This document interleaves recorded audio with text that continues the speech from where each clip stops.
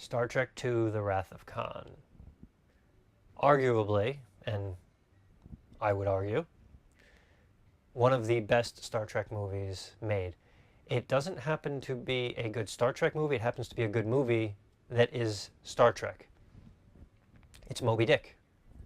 Plain and simple, it's a person's quest for revenge and how it destroys him. As much as I like Khan, the character, Ricardo Montalban's Khan, he's not what I'm going to be discussing. From his perspective, he's been wronged. He wants revenge. He wants to right the universe. It's been done before. It's been done before in Star Trek. It's been done a few times after that. I will make them pay for what they've done.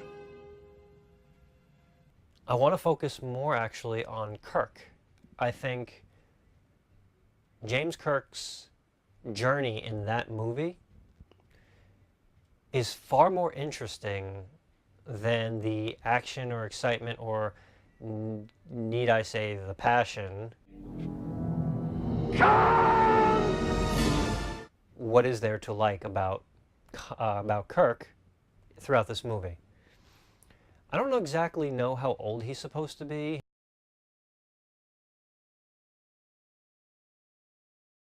Figure what, Kirk's probably in his late 40s, early 50s, if I had to guess.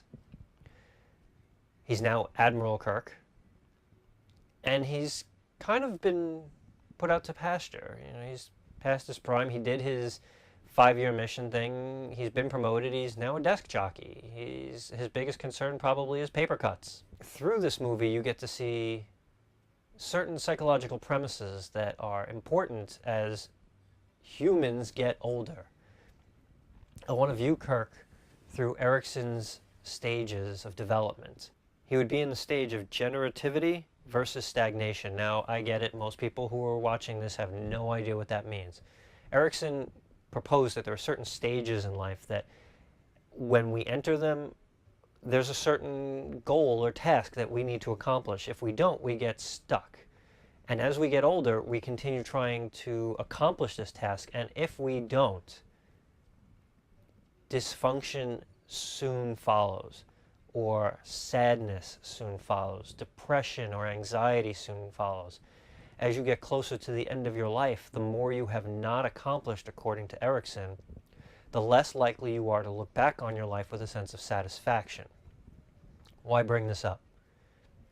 In the case of Kirk, in the stage he's in, generativity versus stagnation, adults need to nurture things that will outlast them, often by having children or creating a positive change that benefits other people. Success leads to feelings of usefulness and accomplishment, while failure results in shallow involvement in the world. Throughout this movie, several things happen to Kirk. You could see he is not happy where he is in life. We could call it a midlife crisis, although he may be a little bit beyond that. He may not. But he may be looking back at the glory days that are behind him and saying, oh my God, I missed that. I really wish I could be on a starship commanding again. This was kind of alluded to in Star Trek The Motion Picture between Decker and Kirk. I remember when you recommended me for this command. You told me how envious you were and how much you hoped you'd find a way to get a starship command again. Well, sir, it looks like you found a way. Kirk is obviously unhappy, and that conversation in the beginning of the movie between Kirk and Bones about what's wrong, why are we treating your birthday like a funeral? McCoy says it's about flying a goddamn computer console while you want to be out there hopping galaxies. This doesn't sit well with Kirk, but you could tell he's kind of like, yeah, you're right. He's stagnating. Kirk is literally dealing with his feelings of usefulness, and he's not feeling that fulfillment. He's recalling being a starship captain. Being an admiral is not what he wants. Later in that movie, Spock makes a reference. If I may be so bold, it was a mistake for you to accept promotion. Commanding a starship is your first best destiny. Anything else is a waste of material. I would not presume to debate you. That is wise. You start to see Kirk realizing this is what I miss. You know, I'm on a starship. I kind of miss this. You know, it's what I should have done. Doing the right thing and taking a promotion, moving into the bureaucracy, filing paperwork. It's not him. He allowed it to happen. And you can see in the beginning of this movie the regret that he has that he allowed it to happen. The other part of that is the other part of Erikson's stage of change in there that I mentioned is the adults need to nurture things that will outlast them, often by having children. And then he meets David. He's very surprised by David. He's very drawn to him, though obviously David doesn't like Kirk, and we find out even before they meet each other that David doesn't like Kirk. But after they meet, through the remainder of the movie, you can see their kind of like their affection for one another start to increase. By the end of the movie, David's able to say, And also that I'm proud. Very proud to be your son. having said that, it's almost like in the course of this movie, which we don't really know how long it takes, in a few days maybe,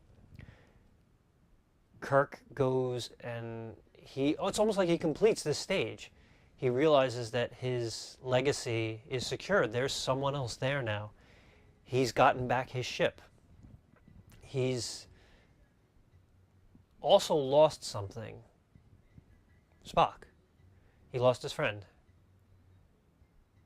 But at the end of that movie,